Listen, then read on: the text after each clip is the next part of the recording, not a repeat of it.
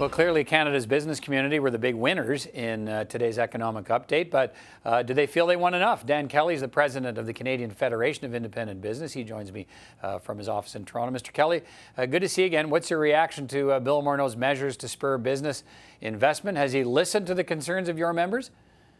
I think so. There's some serious progress here.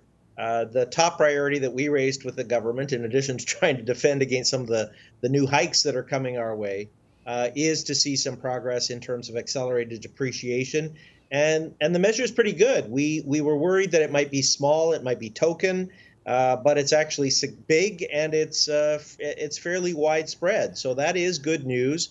This will affect a large number of small and medium-sized firms and help them make investments to enhance their productivity, innovate. These are good things. Okay. Some of the critics are already saying, in particular, the leader of the NDP says, this is, it's not targeted enough. This will allow Canadian companies to run it and buy jets and limousines. Is that what's going to happen with the investments?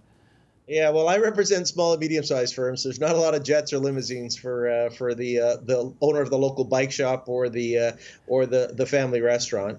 But this will allow a business to buy a new cappuccino machine and write it off faster.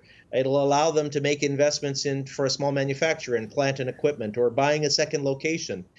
These are the ways that small firms, I think, will invest. That's good for the Canadian economy. Remember, they still, the CCA does run out at a certain point in time, so it's not like you're avoiding taxes forever. 2027, in 2027, it's gone. It's designed to keep step with the American incentives, which I think are on the same timeline. So that makes sense to you? It does. It does. Now, again, none of that takes away from the fact that small businesses are going to have 5 to 7 years of CPP hikes starting next year, 4 years of carbon taxes in at least 4 provinces in Canada, and, of course, the small business tax changes that largely start to take a hold in 2019. So all that's happening. So this is not a panacea, but it is something significant, and it is, I'd say, the first big welcome sign that we've had from the finance minister, that he's starting to get the competitive reality that a lot of Canadian firms are facing. So do you think this puts Canadian business on an equal footing with competitors in the United States? Will Canadian firms with these kinds of measures be able to compete for investment? I think with respect to capital depreciation, yes. I think that this is fairly big, and so they've done a good job of that. It doesn't close the gap with respect to corporate tax rates for larger companies. Those aren't our members. It also, of course, there are a lot of tax hikes that are affecting small firms in Canada. The carbon tax alone, for example, is going to take hundreds of millions of dollars out of the pockets of small businesses over the next couple of years, and that will be zero in the United States. So there are some other competitive pressures that small firms will not be exempt from. But on this measure, it is big, it is good. Okay. Let me make an assumption here, and correct me if I'm wrong. Let's talk briefly here about the oil gap in Alberta and Saskatchewan, and I'm making the assumption that some of your firms are in the oil patch and are connected to even some bigger firms doing business out there. No help in this budget for them to deal with the current crisis they're going through in the oil gap. Is that missing here? I keep saying budget, I mean in this economic update. Is that missing here?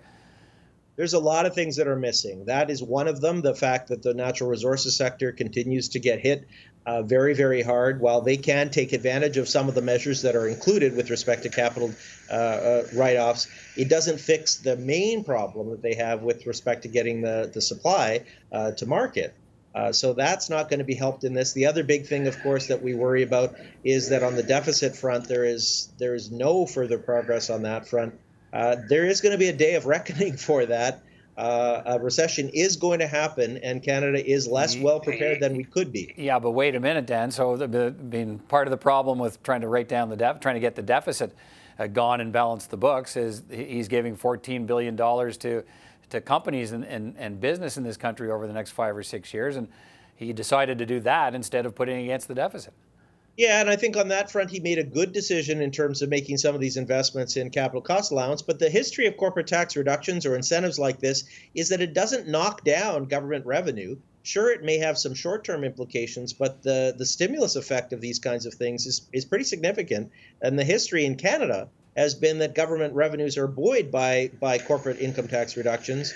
We think that this measure should actually help the federal government over the long term in climbing out of deficit. And what we really would have loved to see is at least a plan. We weren't asking for us to get out of deficit this year or even next, but having a plan that over the next, say, 5 years, we're going to get there. That would have sent, I think, a very positive message to the business community, to the money markets, and that was not included in the economic statement. Okay, Dan Kelly, always appreciate your input. Thanks again tonight. Anytime.